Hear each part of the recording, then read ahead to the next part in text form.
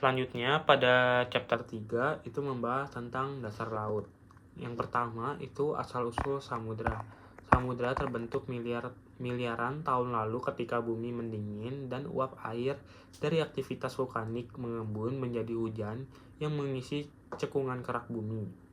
Air laut pertama menutupi permukaan bumi sekitar 4 miliar tahun lalu, dan sejak saat itu lautan memainkan peran penting dalam mengatur iklim, siklus air, serta mendukung kehidupan. Terus yang kedua itu ada metode untuk mempelajari dasar laut.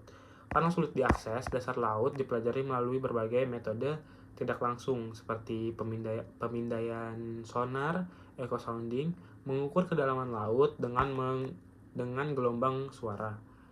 Terus ada pemetaan batimetri, menggambarkan topografi dasar laut.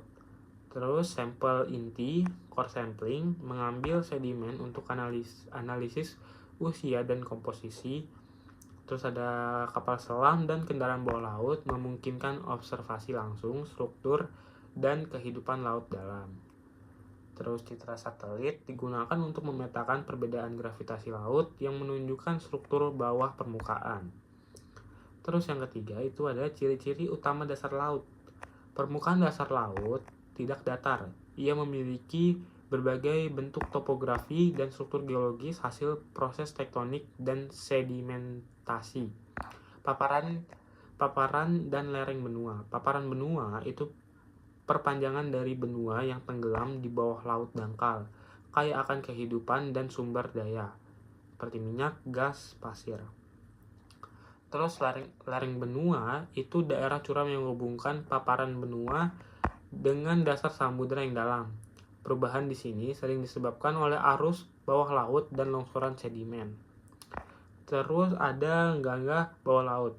Lembah curam yang terpotong di lereng benua terbentuk akibat arus turbiditas, arus lumpur padat yang mengalir menuruni lereng, membawa sedimen ke laut dalam.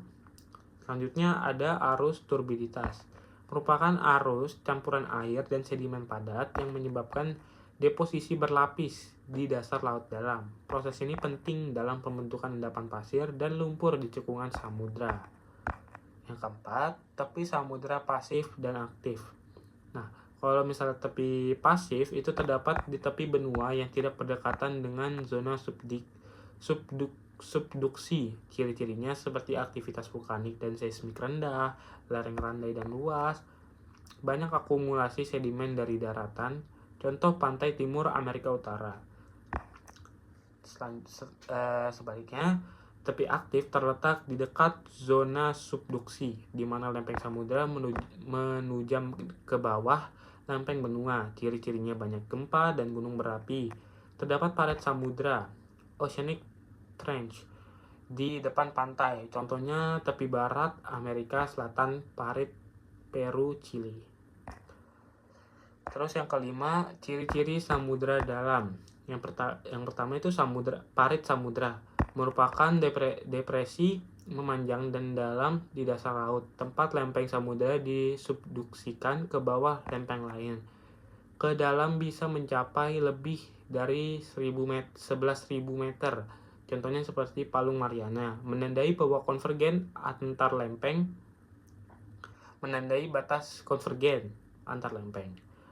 Terus yang kedua itu ada punggung tengah samudra.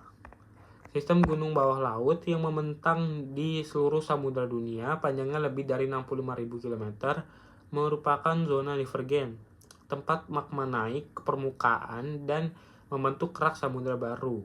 Ciri tambahan, aktivitas vulkanik dan gempa kecil, air laut panas keluar melalui vent hidrotermal, mendukung ekosistem unik di laut dalam.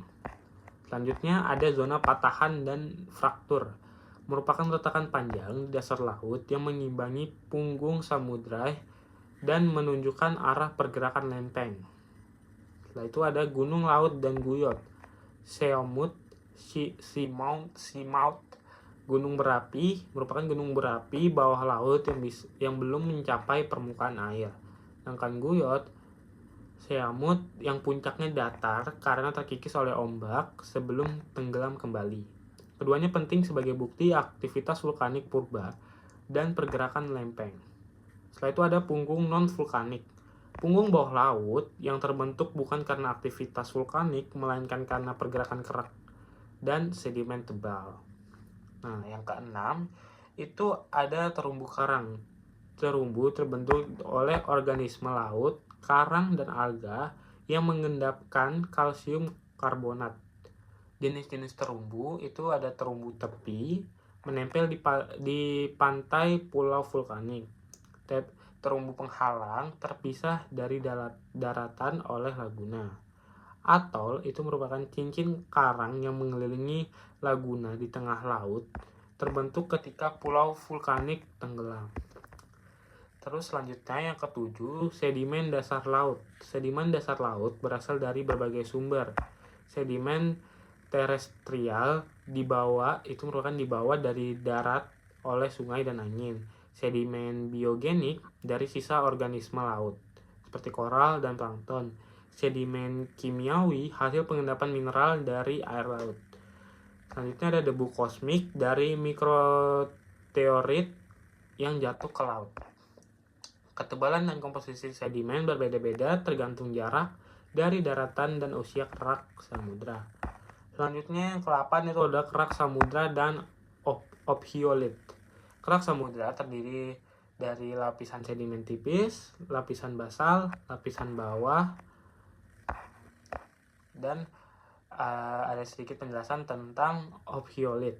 Ophiolite adalah potongan kerak samudra yang terangkat ke permukaan benua akibat aktivitas vulkanik, sehingga memungkinkan geolog mempelajari struktur kerak samudra di darat. Yang ke-9 ada usia dasar laut.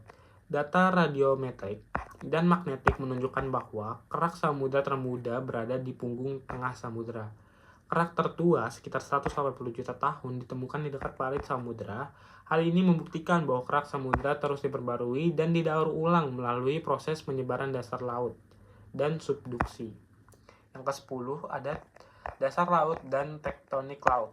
Struktur dan komposisi dasar laut mendukung teori tektonik lempeng, seperti punggung tengah samudra itu batas divergen, parit samudra itu batas konvergen, dan zona fraktur itu batas transform.